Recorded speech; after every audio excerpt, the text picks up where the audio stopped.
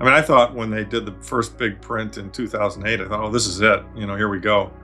Monetary system is going to fail. Boy, was I wrong. They're pretty good at patching things up and kicking the can down the road, but can's getting bigger and heavier. That we now are in an inflationary age, and you just can't put that genie back in the bottle very easily. I mean, this is a worldwide monetary network. Now, what's the level of adoption? It's trivial. It's a joke. It's trivial, but that's okay. That's the opportunity. That sound money system, that's going to be really, really bright. But the point is that things will get better. They will get much, much better. Welcome back to Hosting Bitcoin, where we explore the people, principles, and paradigm shifts that are shaping the future of money, freedom, and human flourishing. Today, our guest has spent decades studying money and investing through multiple market cycles and challenging one of the most powerful systems in the world. Larry Lepard is the founder of Equity Management Associates, author of The Big Print, and one of the most influential voices in the modern sound money movement. Long before Bitcoin entered the mainstream, Larry was warning that unsustainable debt, endless money printing, and distorted incentives would eventually force a reckoning with the global financial system.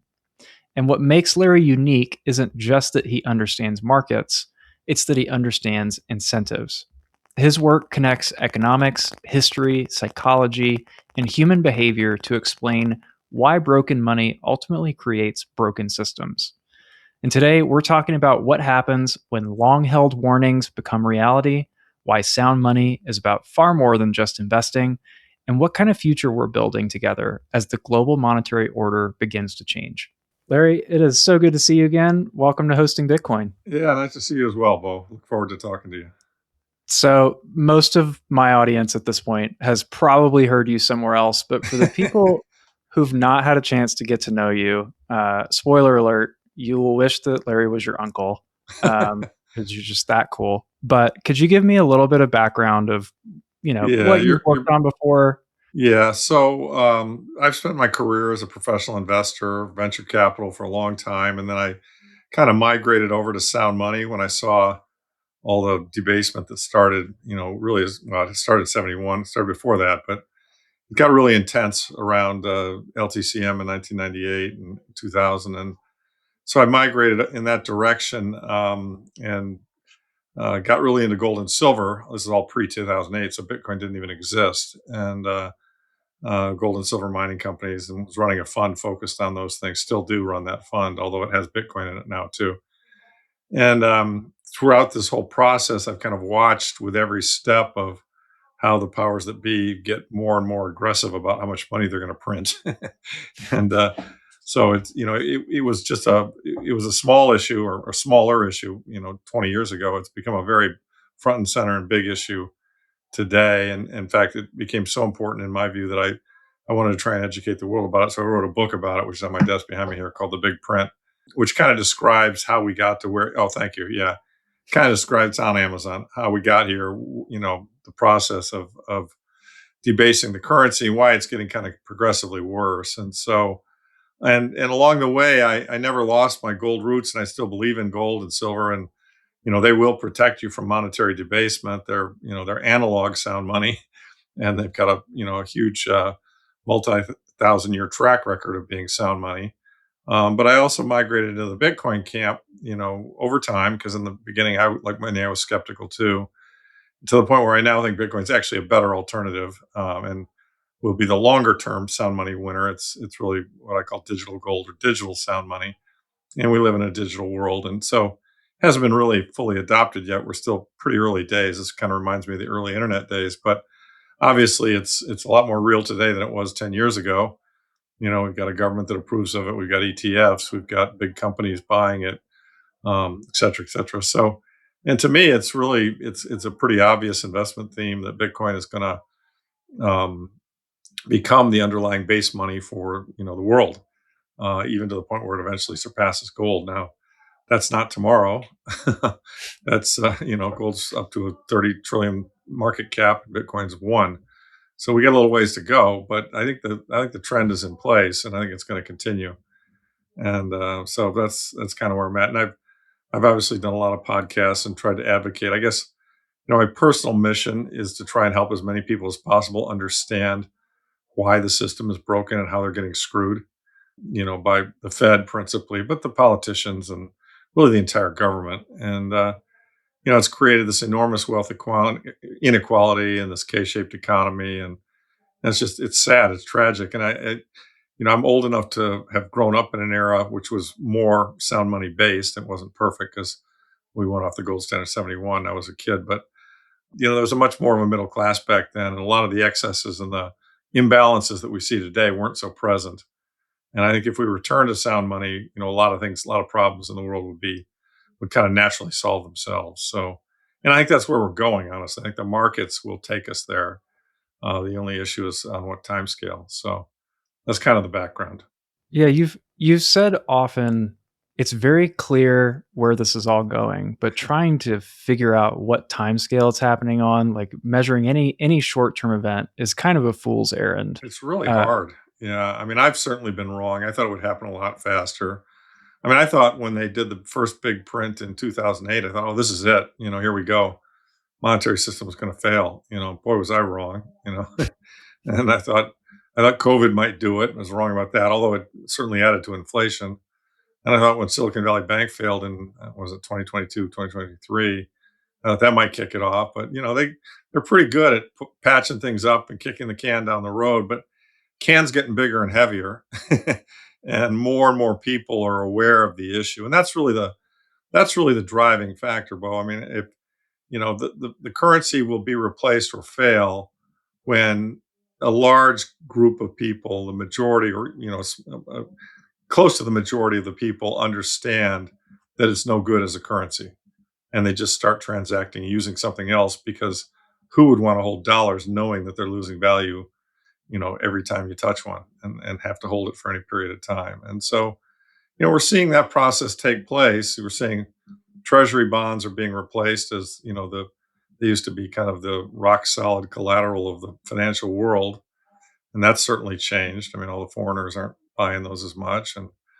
And gold used to be just some, antique relic that nobody cared about. And yet now all the central banks, I just heard this morning on another podcast that I think central bank buying of gold has been at a record, 200 tons a quarter for the last 5 quarters, and Wow. growing.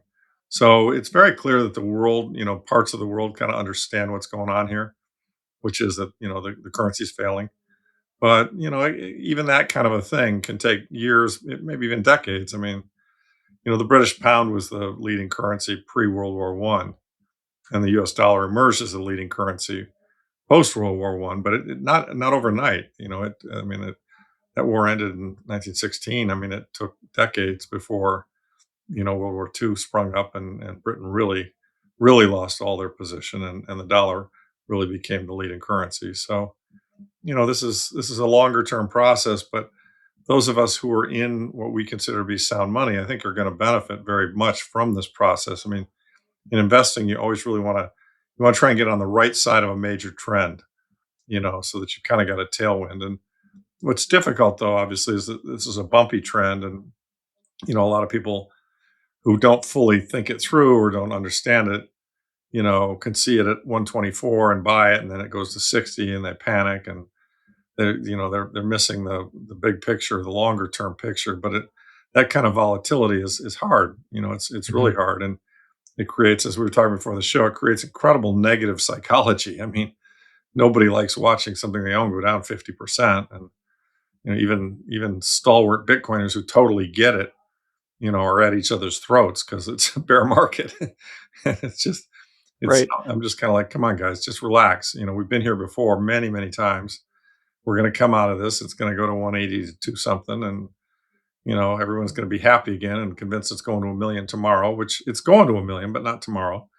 And so it's just a matter of, in my view, having perspective, longer term perspective. And if you held Bitcoin for over 5 years, generally speaking, you've done pretty well. So It's a challenging thing to navigate because the deeper your conviction in this asset, the more overweight you're likely to be, Right, which means the more painful it is when you're wrong in the short term. And right, I mean, you're not just a commentator on macro, you've managed money professionally for people for right, many, many years. How right. do you handle environments like that? And specifically investors that have Well, to it's go through periods?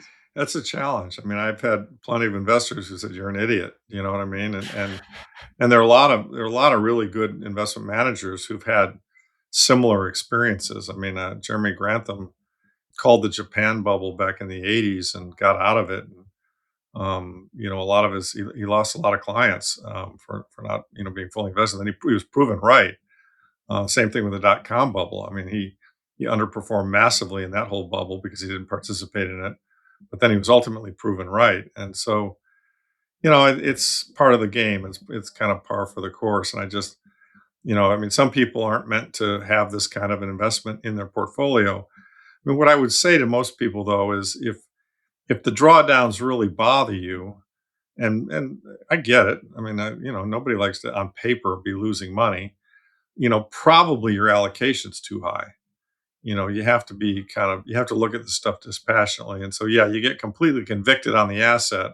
You put 100% into it, it draws down 50%, and then you're like freaking out, and I mean, I get it, and that probably says that, I mean, I think there have been studies that show that if you get to kind of 67% weighting in an asset, that's enough. If you're right about the asymmetry of the asset, you don't have to be 100%.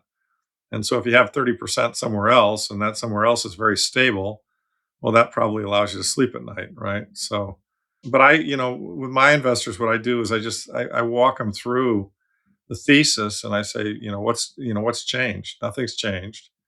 We're getting higher highs and higher lows.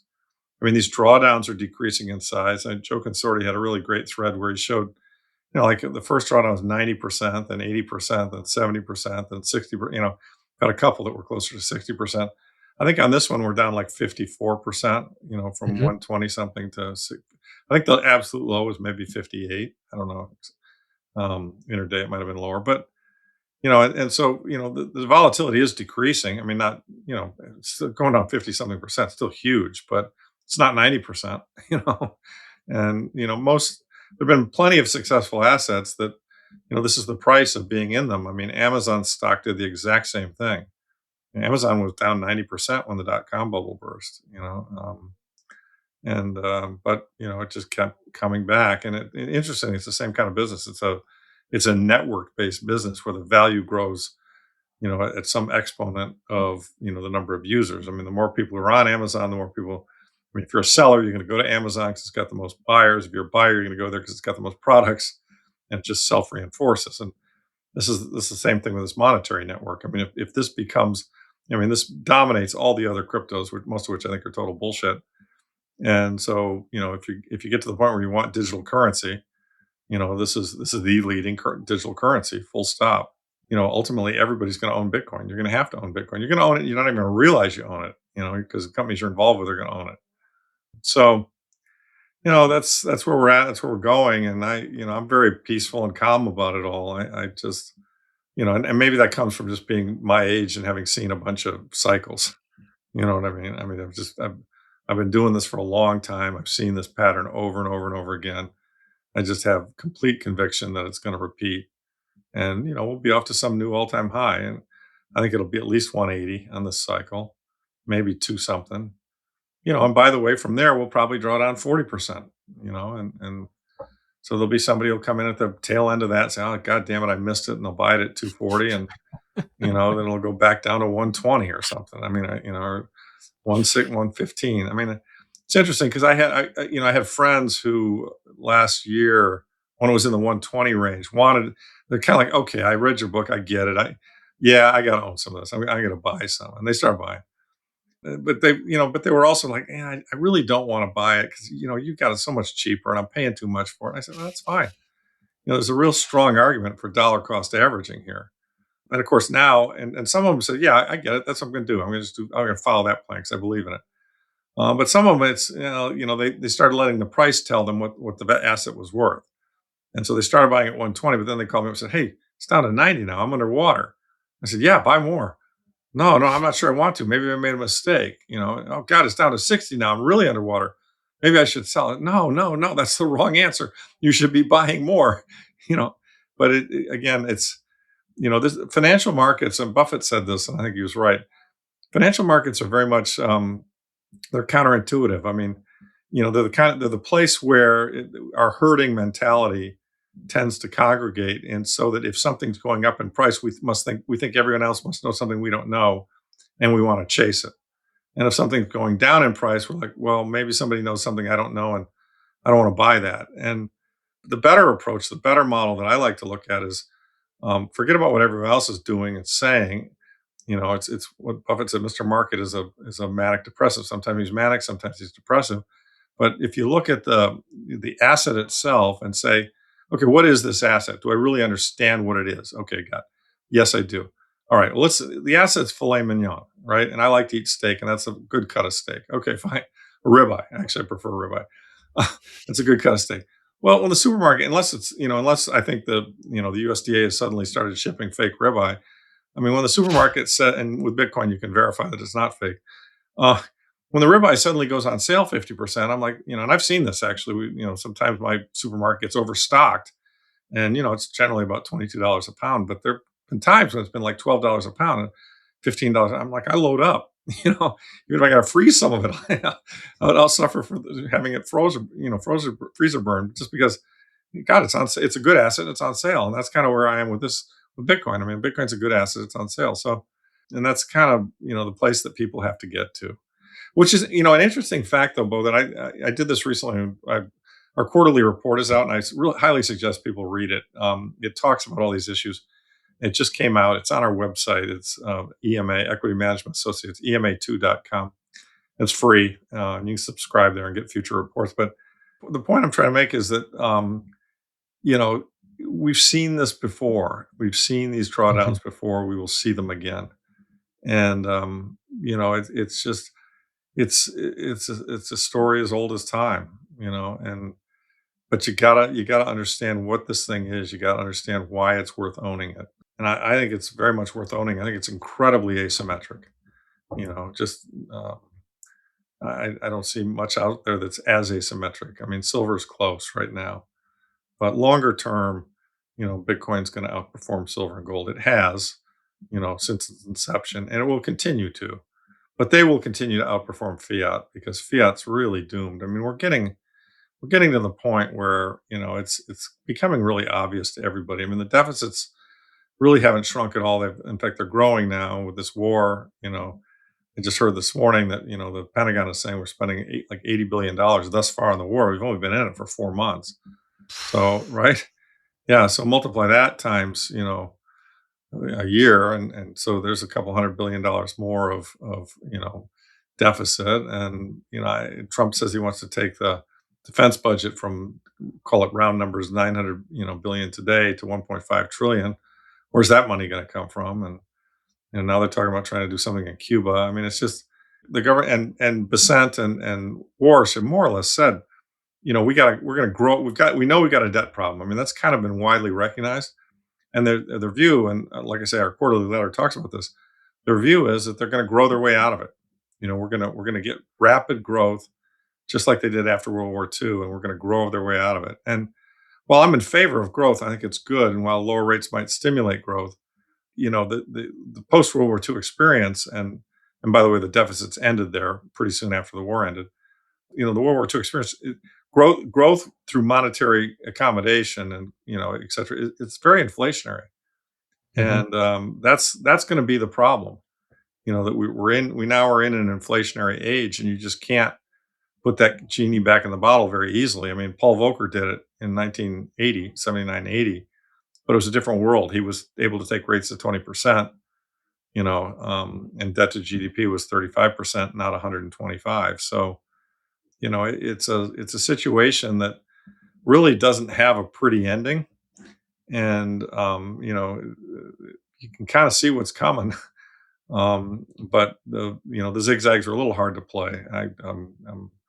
I'm very sympathetic to people who are hurting or down, or have it, they bought it right at the top. I mean, And by the way, I was buying some up there too. So but I'm always buying it kind of because Right. I feel like, Always be yeah, always be buying the top, and that's not a bad thing in it's the not a long bad run. thing. I mean, my model, Fred Krueger's model, Giovanni's model is the power law model. And, kind of, it varies around a mean of the power law, but, it projects pretty clearly that in the early 2030s, which is not that far away, 5 years, this should be kind of $1 million a coin asset. So, if I paid 65, that feels good. If I paid 120, it's not as good, but it's still, those numbers are both pretty cheap relative to a million, right?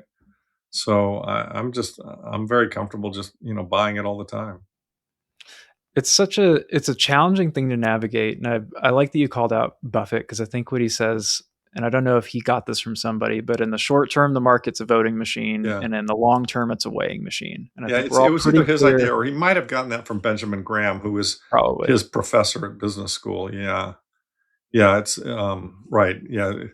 And, people can vote wrong, but at the end Yep. of the day, quality will out. And, you look at what Bitcoin is, it's the first example of digital scarcity that we've ever had that's truly decentralized, truly immutable, truly energy driven, and, with proof of work. And, it actually, it's something we've never really had before. And I think one of the reasons why the world has such a hard time getting their head around it is that there actually never has been anything like this before. It's kind of we every form of monetary unit we've ever had has been, diluted or debased. I mean, even gold, it goes, we grow it at 1.7 to 2% a year, the supply of gold out there.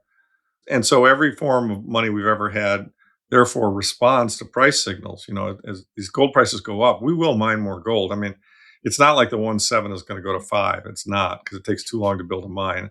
But it could grow. I mean, we will find more gold with higher gold prices for sure. And Bitcoin doesn't have that characteristic. I mean, there is no, the supply is algorithmically fixed, as we all know. And so, the only solution to a shortage is a higher price. And I think that's why it behaves trades like a wild animal. And I also think that's why traditional financial models don't really understand it, and most people don't really understand it. They've never actually seen something like this. And the natural reaction when you first see it and kind of start to understand is like, this thing's too good to be true. How can this be possible? But then, once you understand it, you realize, no, it actually is real. And it wasn't just invented overnight. I mean, there's Chom and all these other guys who did all these different things. I was reading about the cryptographers the other day, the first guys who did, permissionless signatures, and so that you could do a signature without having to trust the third party. And, all of these pieces got brought together to create this solution. And there were a lot of attempts to have digital gold in the 80s and 90s. And I watched some of them, and I even participated in a couple of them, and they failed. They all ran into a spend problem and failed. In fact, that was my biggest problem with Bitcoin when it first came out. Everyone said, "Hey, this is a real one. It's going to work." This, that, and the other. And I was like, "Yeah, sure."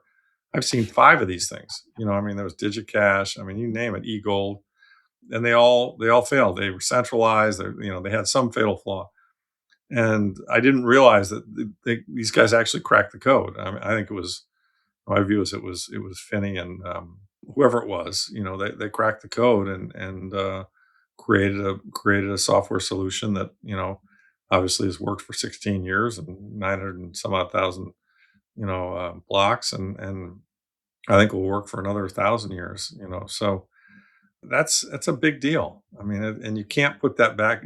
You can't uninvent digital scarcity, and you can't invent it twice. When everyone says, "Well, somebody's going to come along and do another, Facebook to my page, I don't know, whatever the thing pre-Facebook was. I mean, MySpace or my pages or something." And no, I mean, I mean, there was a time when that was a risk, but now with all the proof of work that's been done and all the adoption of this one, there's no catching it. It'd be like saying, well, somebody's going to create a better Google or somebody's going to create a better Amazon. Well, really? How?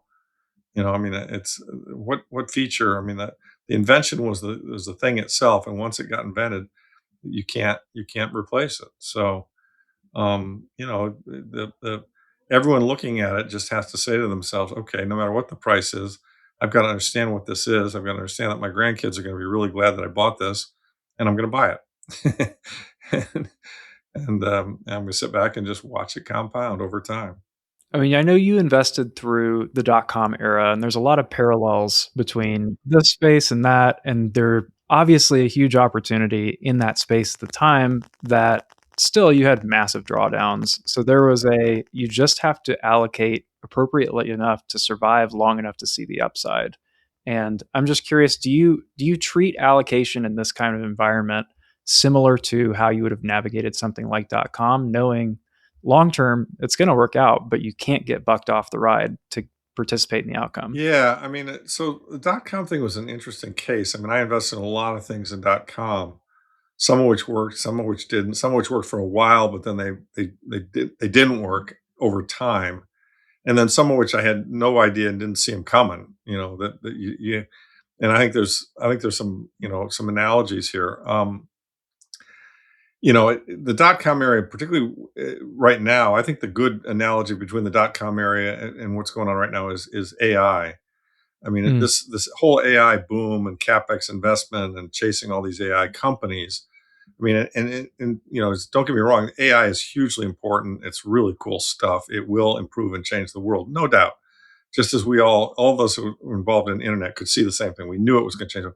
But honestly, we couldn't see exactly how. I mean, in '96, when we were doing dial-up modems and just getting on there and maybe exchanging some emails and so forth with one another, and Windows was barely functioning, so a lot of it was green screen. I mean, could you foresee that you were going to have Facebook? You know what I mean? Or even something like eBay. I mean, eBay was one of the first great killer apps on the internet. Oh wow, everybody has swap meets. Let's have a worldwide swap meet where you can sell used shit online. Oh, that's a good idea. And so, but you couldn't see that when we were doing dial up, right? right. And the same is true with this with this AI boom. You've got all these great ideas. You've got these LLMs are doing a lot of cool stuff, but at what cost and for what usage, and how's it all going to get integrated? And where is quote unquote the money going to be made? I mean, there's a lot of money getting spent. Where's the revenue to justify the expenditure of that money? It's unknown. The thing I compare I think the best comparable for Bitcoin is what I call, the monopoly networking businesses that came out of the dot com Mm, era. And I wrote about this in my book. I mean, one of the great errors I made was missing the investments in Apple, Facebook, and Google. Um, and Michael Saylor did not miss that personally. In fact, that's how he became a billionaire. He could see that these network-based businesses were going to appreciate that these networks didn't. I mean, so being trained classically in investing, you talk about cash flow and growth and revenues and profits and all these kinds of things. And the best investments ever are franchises that are large and compounding. Procter and Gamble or Ford Motor Company or Campbell Soup, whatever it might be. The Nabisco, etc. I mean, there are companies in America that have just compounded wealth for decades, and if you could buy those good companies cheap, over time, let the compounding do its thing, you'd make a lot of money. Even the best of those businesses never achieved anything close to what the valuation gains have been in networking businesses. When the internet came along and allowed everybody to get into the same place and do things in a networked fashion, and you created businesses that had the network effect, which is to say they grew at the square or greater than the square of the users added, the mhm, the value creation was just unbelievable. I mean, I think Amazon is up like 22,000% from its IPO. I mean, Google, it's like 15,000. I mean, I can assure you that even the best American companies that you would have invested in the last couple hundred years, they didn't go up that much. And then these are all, remember, this all happened in kind of a 20-year time frame, because even most of those businesses weren't really going very far until at least 2000. A lot of them didn't go until 2005. So here we are, 2020, 2026. So it's only been 20 years. And yet you've seen this massive, massive value creation. Apple, Google, Meta. It's stunning. That model is the model. And so I missed it, because I'll tell you why. I'm looking at Amazon, right? I'm saying this is a really cool company. It's growing like crazy. But the knock on it at the time, and I remember we were all talking about this, was they were losing money constantly, and they were using debt, and they were raising equity, diluting the shareholders to fund the losses. Okay, and and so everyone was saying, well, yeah, they're selling dollar bills for 90 cents, and they're going to make it up on volume, right? And what we didn't realize was that they were, it was kind of the old monopolist strategy. They were driving all the small time retailers out of business, and they were driving margins down, and then they were building the infrastructure and the fulfillment. I mean, I remember when they went out, they bought a company, a guy I knew who worked there. They bought a robotics company. They paid like an enormous sum for this robotics company. I was like, why would they do that? Well, it turns out these guys had a robot that could help pick things in a warehouse. And Bezos, in his genius, views, realized that, what, I'm going to be the biggest seller of everything in the world, and I got to figure out the cheapest way to put it in these little packages and get it to people.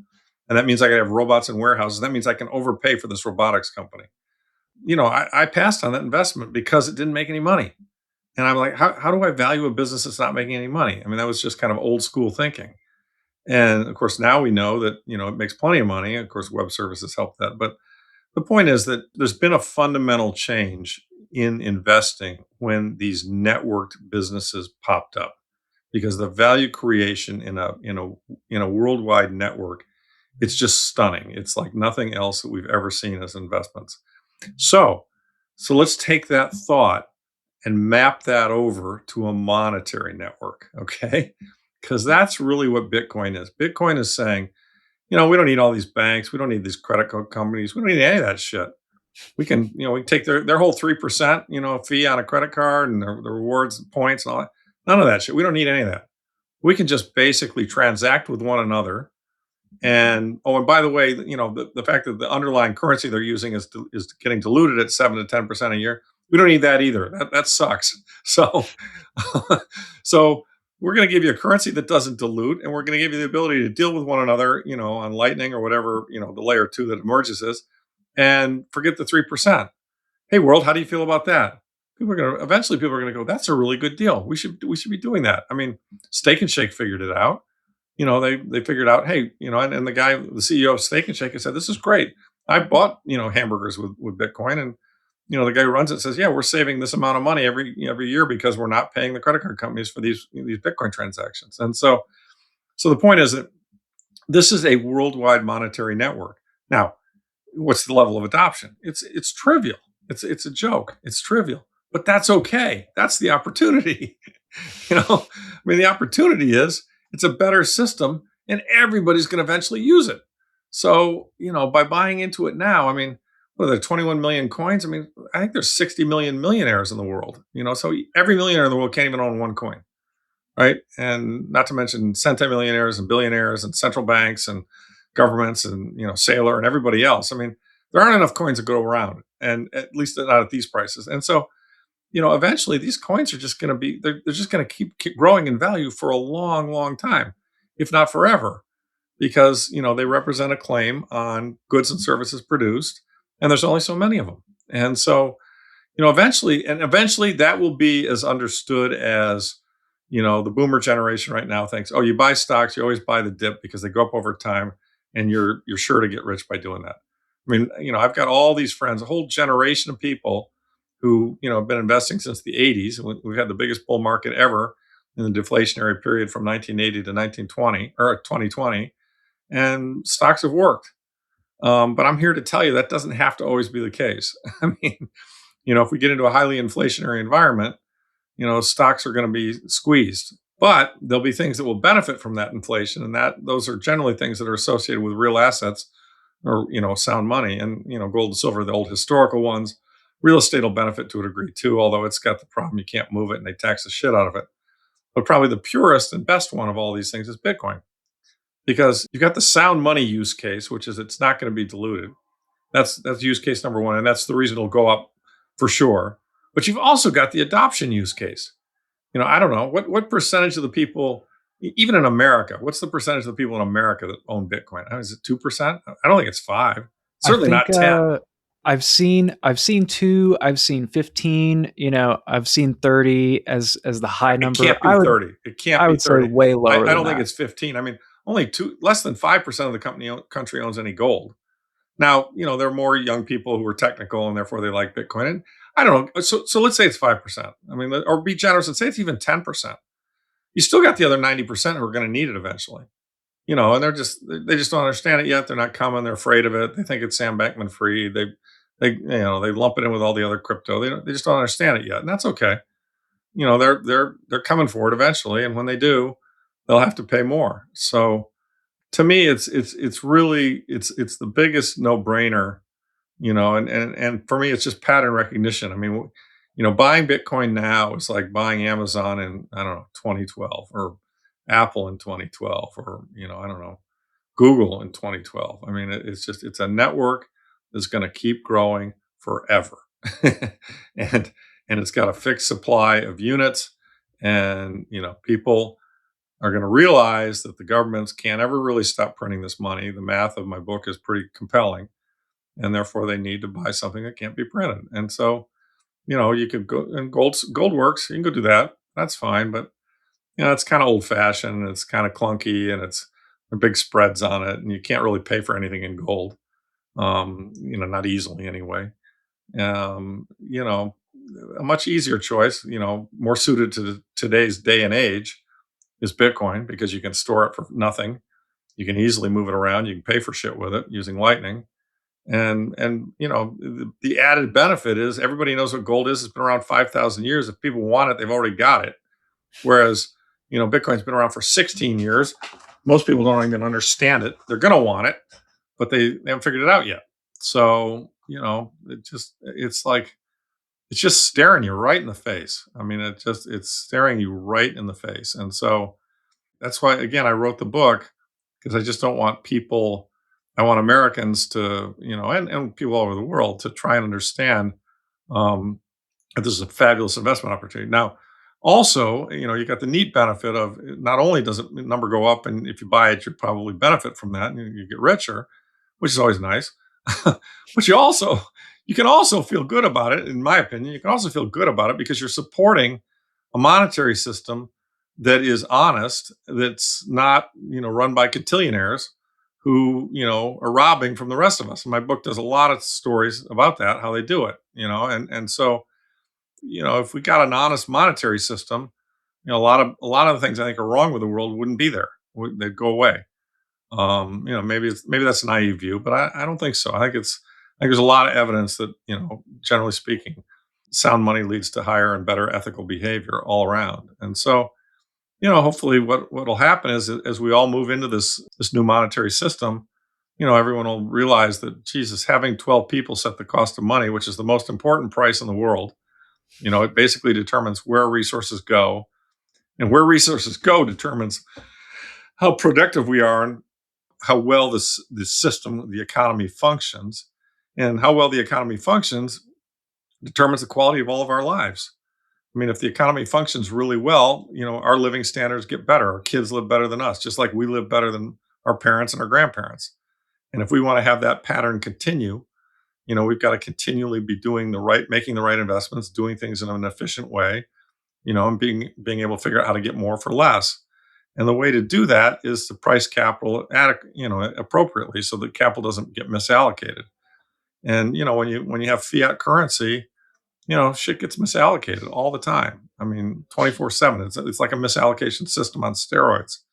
So it's really, I mean, and look at it. I mean, look at how broken the system is. You got all these people who are out there gambling on, Polymarket and calcium. I mean, everybody's trying to make a quick score, and that's just because, they're feeling poor, and it's like, in the old world, or the world I grew up in, it was much more, I remember my grandparents very, very well. The savings was kind of the key to how you get ahead. You save as much as you possibly can, and then you invest it wisely. And that's what leads to, and that those savings deployed in the right place are what lead to productivity increases. So, but I mean, in today's world, it's all about a quick buck, and that's a fiat thing. It's too bad. It's really too bad. Have you ever felt like you've done everything right, built the business, made smart investments, and yet there's still one piece missing? If you're someone who believes in Bitcoin but hasn't yet explored mining, let me introduce you to something that most people never even realize exists, and that is fully managed Bitcoin mining with Abundant Mines. We help high net worth individuals like you own industrial grade mining infrastructure without ever touching the machines. It's hands free, professionally hosted, and designed to generate passive income by turning electricity into Bitcoin every single day. It's tax advantaged, it's asset backed, and for many of our clients, it's become one of the smartest moves that they've ever made in their investing career. So if you're ready to take the next step into real Bitcoin ownership, not just holding, but producing it at a discount, visit abundantminds.com. That's abundantminds.com and see why this strategy is changing the game for serious investors.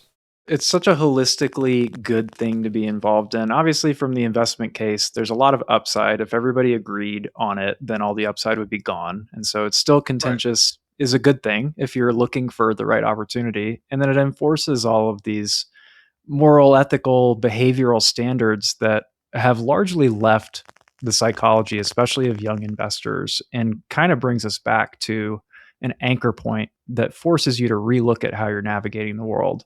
That honestly is very difficult to see the world in that way if we didn't have Bitcoin, because what else would you rely on? I think that's right. I mean, I think that's absolutely right. It is, I mean, someone says it's a truth machine. It really is kind of a truth machine.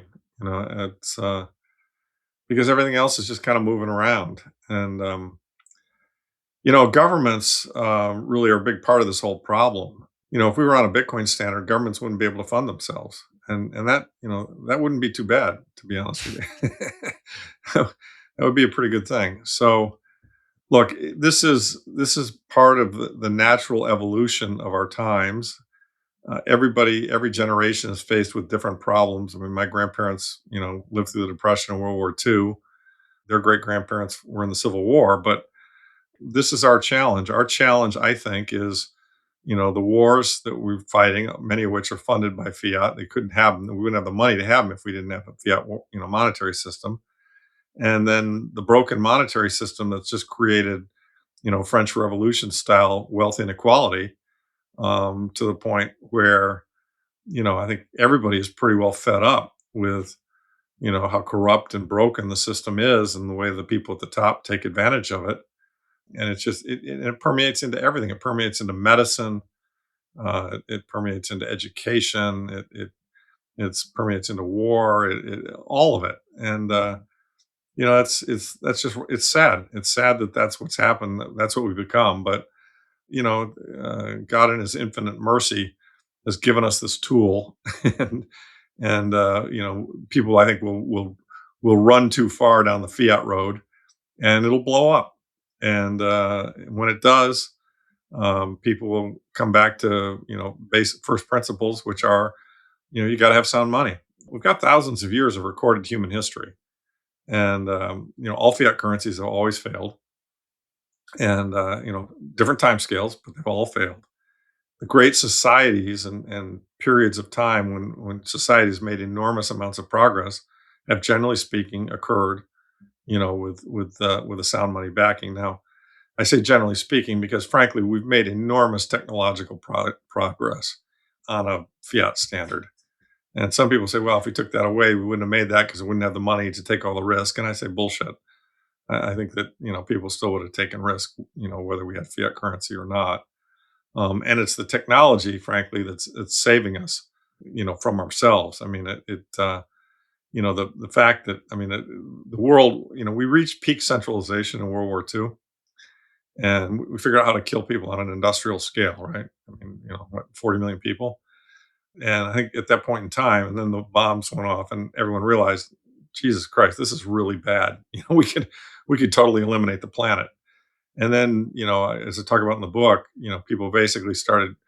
The microprocessor came along. Electronics came along. The microprocessor came along. Computing power came along, and suddenly, it became a big trend to decentralization. So, here you are in Oregon. Here I am on Cape Cod. We all can be the New York Times. We all can get information, outside of the system. We all can search the truth. This is only possible because of the internet, because of the computers and microprocessors and everything else. And that's, this decentralization trend, I think it's going to continue. I think it's going to save us all, really. it's got to be honest with you, because in a world with nuclear weapons, I mean, I don't think it'll happen, but the greatest risk we run would be some kind of a huge nuclear exchange, and we could wipe out the planet or a big piece of the planet, and that would be just tragic. And so, but I think that what's going to happen is, more and more people are going to become educated about all these risks. More and more people are going to just opt out of the system, not play the game, not support it. Your generation is going to say, "This is a bunch of bullshit." I know all. I mean, I have three kids. Two of them are in their 20s, one's 30 or in her 30s, and they're all like, "This is just total bullshit." I mean, the system is just so fucked up. I mean, Dad, this is just. And I'm like, "You're right. Yeah, you're absolutely right. It is total bullshit, and it is way fucked up. And it's guess what? It's going to be the job of your generation to fix it, because my generation is fucking hopeless. You know, I mean, not all of us, but a lot of them are, and they're fat and rich and happy, and so they're kind of like great. But I mean, everyone can see what's wrong, and guess what? I mean, human beings are smart and creative, and inventive, and we'll figure out how to fix it. Hopefully, we won't get on the wrong path. We won't either support some kind of strongman who says he's going to fix it. I mean, that's kind of been tried here. It's not working out so great. Or we won't go full socialist where we think that, oh yeah, we can fix it by, singing kumbaya and, taking the money away from the rich. That's not necessarily a good idea either, but basically we'll go back to first principles of sound money, honest capitalism, non-corrupt capitalism. I mean, the socialists who criticize capitalism, we don't have a capitalist system. We have a crony capitalist system, and they're right about the crony part. It is broken. It's unfair. I'm totally receptive to that. They're just wrong about the solution. The solution is not to socialize things. The solution is to root out the corruption and get back to an honest system. So We've got plenty of problems on many fronts that we deal with at this particular point in time. yeah, If we were to build well, evolve in productivity, start restoring a little bit more of a sound money standard, I mean, how could the average family experience the future, say 10 years from now, different than what we're experiencing today? What do we have to look forward to if we're all responsible allocators and I think we have a lot to look forward to. I think I've been accused of being a doomer because I can kind of see the financial problems we have. They're real. I mean, the mathematics of the debt, it's a very real problem. You can't ignore that. Okay. But that's the bad news.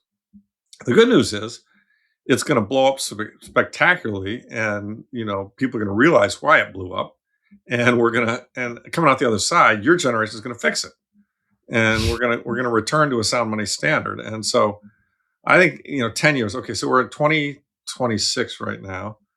Yeah, I think it'll be all. I think this whole thing will be over by 2036. I could be wrong about that. I've been wrong before. Maybe it takes longer. It's a big deal. Obviously, it's a big fourth turning. If I look at the math, I think the problems are very, very real, and getting more real by the day. I think another big print is going to come. We've already had two. We had one in '08. We had one in 2020. I think another one's going to come. And with each of these things, more and more people are just saying, "Screw this. This is fucked up." I'm going to sound money. And Jeff Booth and I were having a conversation one time. He said to me, he said, Larry, if everybody just decided to go to sound money, stop using that other shit, this whole thing would collapse. I'm like, you're right. You're absolutely right. Guess what? When we have double digit inflation for a bunch of years, people are going to start looking for solutions. They're going to buy my book. They're going to read it. They're going to understand why we got here and how we got here. And they're going to say to themselves, the underlying cause of this problem is unsound money. And so, Warren Davidson from Ohio, or Thomas Massey from Kentucky, or not Cynthia Lummis because she's stepping down, but some sound money politician, kind of the newer version of Ron Paul, is going to run for president, is going to win, you know, and they're going to say, hey, folks, we made a huge mistake by going on this fiat currency. We are now, we're passing a couple of amendments. One, you got to balance the budget, and two, we're gonna use sound money as the measure. It's going to become the numeraire. The dollar is going to be backed by satoshis, or the satoshi is actually going to become the currency. And that'll happen. I mean, I truly believe that'll happen. Maybe not on the time frame I'm talking about. Maybe it'll take longer. But the system is really running towards a cliff pretty hard. So, and these, historically fourth turnings, and Howard Strauss went back through a couple centuries of them. And Europe and so forth. And they tend to be kind of 20 to 30-year events at the longest. So let's assume that this one kicked off in '08.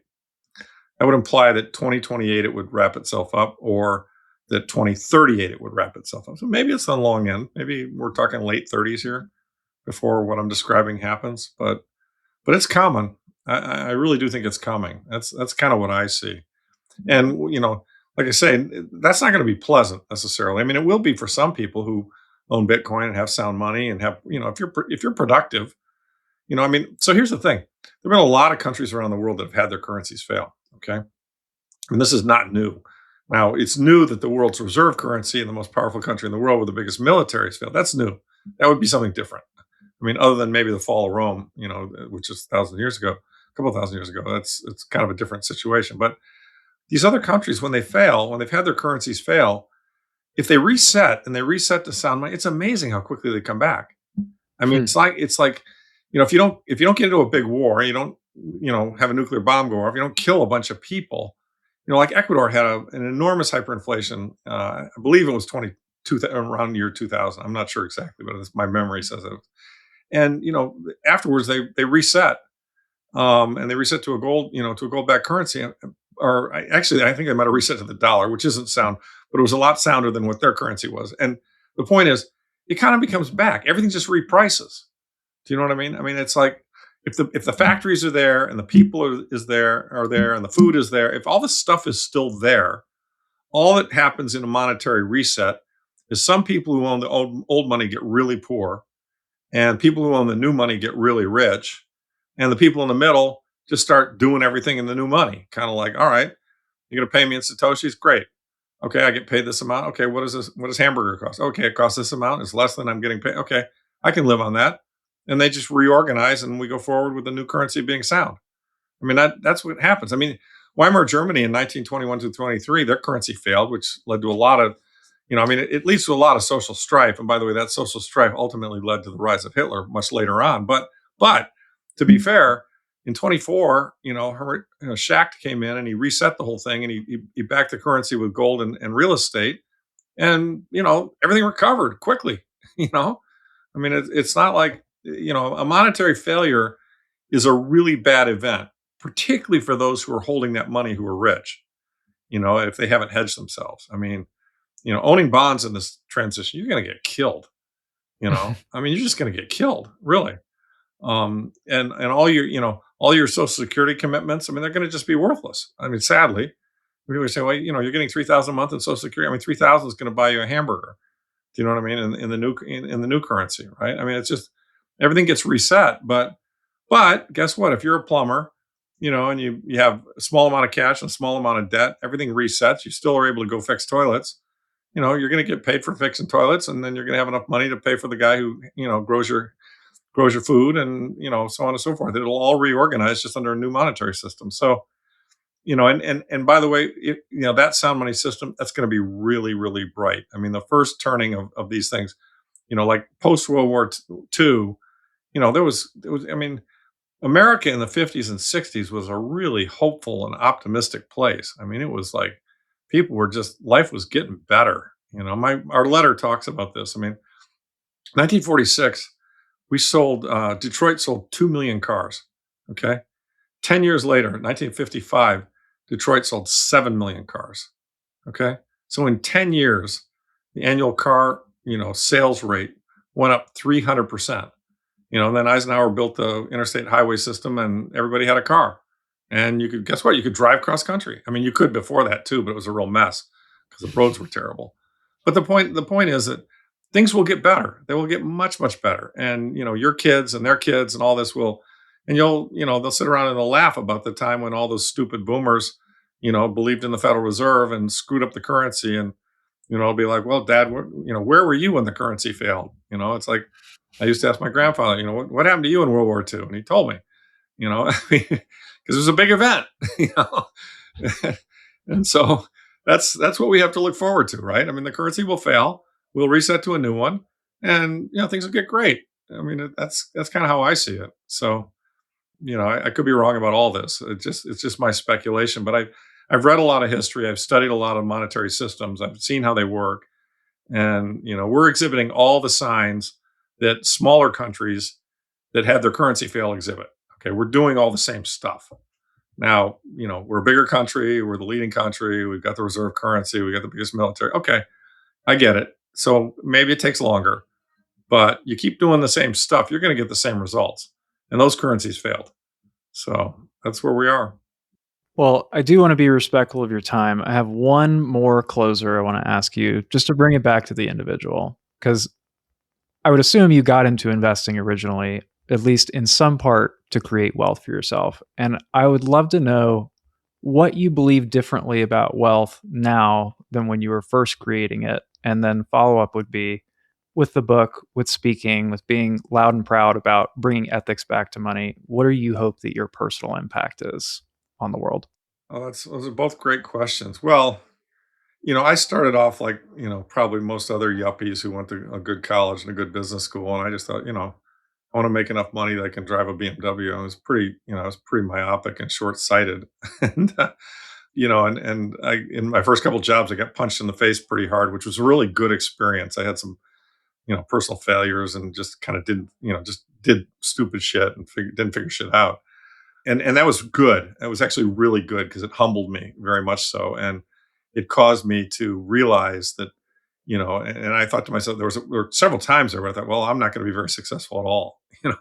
I'll be lucky if I make it. But you know what? I'm going to, find a good wife and build a family and live a decent life. And those things are important too, because I've seen my parents and my, family and all this stuff. So, I would say that, wealth without, family and values and relationships and friends and all that stuff, what's the point, right? I mean, it's like, so you want to, drink expensive wine or drive a fancy car. Yeah, what's the point? To me, the point of life is to live righteously and, have friends and love your family and all that kind of stuff. So, and that's only grown over time for me. And at several points in my career, I was really faced. I mean, I was in the private equity area, and I really saw how corrupt it was becoming, and I got out. And if I had stayed, I would have made a lot more money. I mean, I left enormous amounts of money. I mean, guys I hired, made nine-figure net worths. I mean, it's nuts.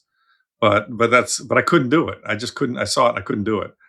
So that's kind of the answer there. That was the first question. The second, what was the second question you asked? Follow up was what do you hope your impact on the world is for Oh your work? yeah, that's a great question. Look, the book is my legacy. I'm not writing another one. I felt like I was tapped on the shoulder by a higher power when I saw this shit going down. And I thought, you know what? You're 60 some odd years old. I guess when I started writing, I was 67 or 8. I'm 69 now. You've been in this area. You've been a sound money advocate. You understand gold. You understand Bitcoin. There's really nobody else who can write this book. and and and you got to write this book. I mean, you got to write this book. You got to tell this story. And I don't know if people care. And obviously, I have an ego. I was like, well, maybe I'll get on Joe Rogan or maybe I'll, Tucker Carlson and these guys will pay attention to me. And none of that's happened. That's okay. And so I started writing it. And throughout all of it, it was really interesting because again, I felt like a higher power was just dictating it to me. Do you know what I mean? It's just like, here, just tell the story. Just to tell the story and explain to people why. And it was actually my grandmother kind of talking to me. Explain to people why this is broken and unfair, and explain what they can do about it, and explain, your views on all that. And so I wrote the book. Immodestly, I kind of thought to myself, and what caused me to, this is an interesting question. What caused me to write the book? I was talking to somebody who was potentially going to be one of my editors. I ended up not hiring her for a variety of reasons, but she said, and I was thinking, should I write a book? Shouldn't I write a book? And she said to me, she said, Larry, books can change the world. And man, I heard that and I was like, oh fuck, I got to write this. Because I was thinking maybe I can just not do it. Maybe I can get out of it. and and and I heard that I was like, oh fuck, now I really got to write it. And so then I thought to myself, she's right. And I thought, well, like I've studied history a lot, and you think about like what did Thomas Paine? I mean, Thomas Paine wrote Common Sense, right, which kind of galvanized the American Revolution. And it was kind of like, no, we're not loyalists. Yeah, these British people are assholes, and fuck them. We're gonna, we should revolt and run our own show, right? And so, I mean, rather immodestly, I thought, well, in the back of my head, I was like, I'm going to write a book and I want it to be kind of equivalent to that. Do you know what I mean? Like, hey, this, I mean, the whole world, I mean, all my friends, everyone who went to Harvard Business School with me, all this, they all think fiat's great. They benefited from it. They're rich. They have zero introspective capability, and yet it's all built on a lie, and they know it. I mean, I've dealt with enough of them and talked to them, and they're kind of nervous around me because they know that I kind of got their number, and somebody's got to say it. Somebody's got to say it. Somebody has got to write all this shit down. Talk about how the wife of the Morgan Stanley CEO borrowed 200 million from the Fed, non-recourse. I mean, you've read the book, right? So you know all these stories. I mean, and explain just how fucked up this shit is. Somebody's got to do that. And so, like I said, I got tapped on the shoulder. It was me, and so I had to go do it. And it was kind of unfair to my wife. She said, she felt like for a year and a half, she was a book widow because I just because I mean, it's writing books is not easy, and I had to do a lot of research. I had to put my head down. I wanted to make it as good as I could, and I had a wonderful editor, by the way, just fantastic, and Mel, and she really did a great job with me. And I wrote the book. So you asked me kind of what's my legacy. My legacy is when I saw something that was wrong, I wrote it all down, called it out, put it on record, and my great grandkids can read that book and decide whether I was a good guy or not. I mean, either and if Bitcoin fails and we live in fiat forever and fiat makes the world a wonderful place, well then, Grandpa was an idiot, right? But, but he's that dumb old fucker. I can't believe he wrote that book. But on the other hand, if it turns out that I'm right and fiat does fail and we do go to sound money and sound money makes the world a better place, and the form of sound money that gets chosen is Bitcoin, maybe someone will go, hey, guess what? That guy he was a pretty good guy. He kind of figured it out, and be proud of that. So, I mean, isn't that really what it's all about? I mean, just kind of, doing what you think is righteous so that your legacy is something you can be proud of. And so, I mean, that was really kind of why I did it. And that to me, and that's why I continue kind of on this podcast circuit and out there talking about it, because if somebody else were doing just as good a job as me at this or better, I'd say, great, you take the ball and run with it. I want to do other stuff. But, I mean, just for example, the fact that I'm gold and Bitcoin, right? I mean, a lot of Bitcoiners hate all the gold people. A lot of gold people hate all the Bitcoiners. Well, no, come on, guys. The enemy's fiat. It's not gold. It's not, it's not what, right? I mean, let's all get on the same team and understand what's really going on here and focus on improving the system and getting back to sound money, right? So that's kind of why I did it. And time will tell. I mean, either the big print will happen or it won't. Either I'll be right or I won't. I mean, I threw it on a marker, and we'll see. History will record how it goes. And as you probably know, most people watching know, I'm kind of a fitness freak. The reason I'm a fitness freak is not because I really like sweating and working out. Actually, some of it's kind of hard and I don't really enjoy it all the time. But I do it because I want to fucking be here to see what happens.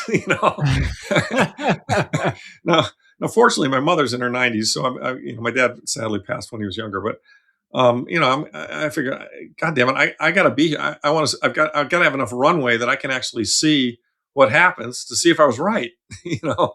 So. Uh, that's the thought process behind the fitness. So anyway, did that address your question, or did I answer?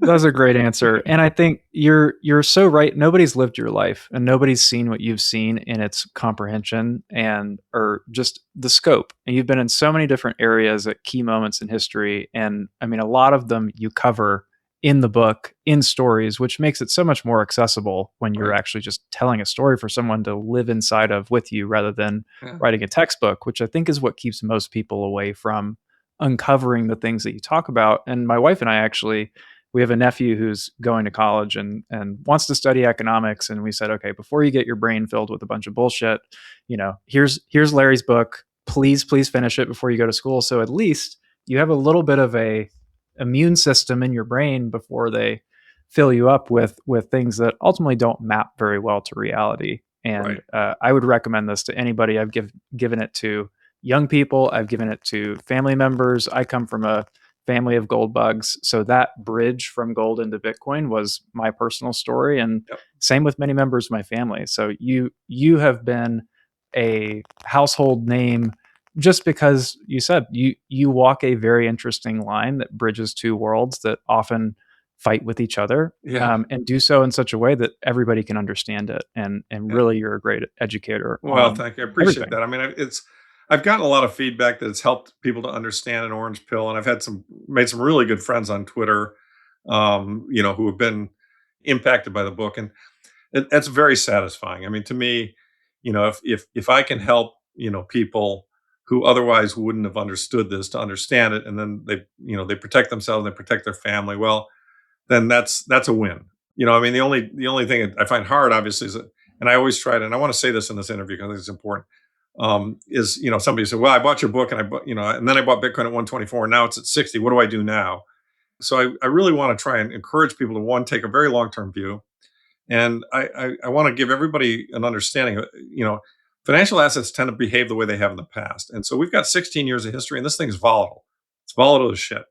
And so, when we're orange pilling people, don't just tell them to go and dump all their money into Bitcoin without explaining that there's always a chance it could go down 50%. That's kind of the standard fare. I don't think from here it could, but it could. And people come to me and they say, "How much Bitcoin should I buy?"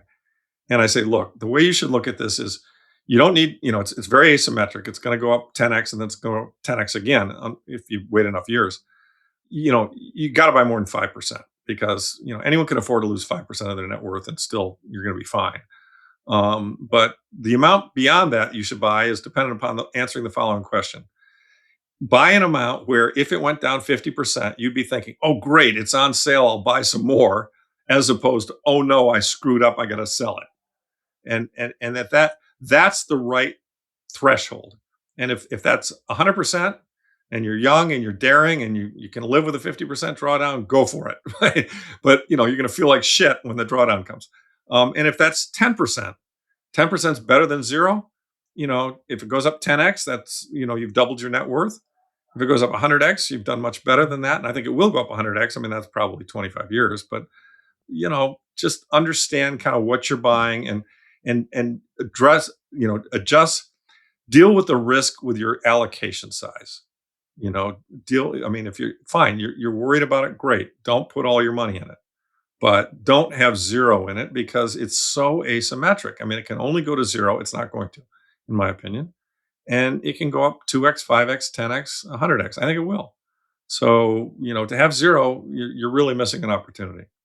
So that's kind of my pitch for the actual coin. Because I hate to see somebody, like I was pumping it hard at 124, and I'm sure there are people listening to me and bought it, and they're down 50% now. And if they really get it, they're kind of like, hey, I'm not blaming you, Larry. I get it. But I've had other people call and say, God damn it, you said buy it at 124, and I read your book, blah blah, blah. Okay, fine. And I said, you're right, it is down, and I get it. I totally get it. But it's the story's not over yet. 124 was last October. I mean, give this thing a couple of years and let's just see where we go here. So, Yeah, like I didn't sell any. yeah, Look at no, what I I'm didn't either. doing. And by the way, I've been buying pretty heavily here. I mean, gold and silver went on a real run last year. The fund I managed was up 175% last year. And so, we basically, I've been kind of taking some of that money off the table a little bit outside the fund, but I had gold and silver holdings and selling them and using them to buy Bitcoin and MicroStrategy. So, because I think on a relative basis, they're cheaper. That's where we're at. But anyway, um, basically, I would just encourage. The other thing I would say to people is, if you get it, try to help your friends. Try to pass it along. Give them your copy of the book. The way. I mean, the American Revolution. It really wasn't. Not everybody in America at the time was like, "Oh yeah, we hate the British. Let's just go, form our own country." It was actually a small minority that started it, and that grew over time, and the word just kind of spread, and then it ultimately became a majority, and they were like, and they fought them off and they won. And that's kind of the same thing here. We're still in the early days of this thing, and you want to know how to win, we got to convince everybody. So once you get it, then start, pass it on to other people because one, it'll help them, and two, it'll help the overall movement. I mean, the sooner we get to sound money, the quicker these problems that we're suffering as a society will be solved. I mean, and so that, in my view, I measure everything in terms of, is this going to get us to sound money sooner or not? And if it is, then I'm in favor of it. So Love it. Yeah. Beautiful, beautiful message. Larry, where can people keep up with Yeah. you? So Where can they get the big print? yeah, everyone knows I'm on X, just under my name, Lawrence Lepard. The big print is on Amazon in 4 formats: hardcover, paperback, EPUB, Kindle, and then Walker actually read it, so there's an audio version. It's 13 hours to listen to. So imagine if you're and I recommend you do it at 1.25 because his reading is a little slow. Yeah, but 13 hours. So it's 13 hours to read it. So it's too long plane flights to get through the book. And I think there are enough anecdotes in there. It's interesting enough that it'll drag you along. It's, as you say, it's not a textbook. I mean, the Bitcoin Standard and Lynn's book, they're actually better books. I mean, they're much more scholarly, they're much more detailed. But I find I gave them to people, they didn't read them. I wanted something that everyone would read, and so that's why I put the stories in there. And then the final thing is, so I still manage money. I have a partner, David Foley, who's a great guy, and we manage this fund that's Bitcoin, gold, silver. It's basically the monetary debasement theme. The name of the firm is Equity Management Associates. The website is EMA2, Edward Mark Alpha, the number 2.com.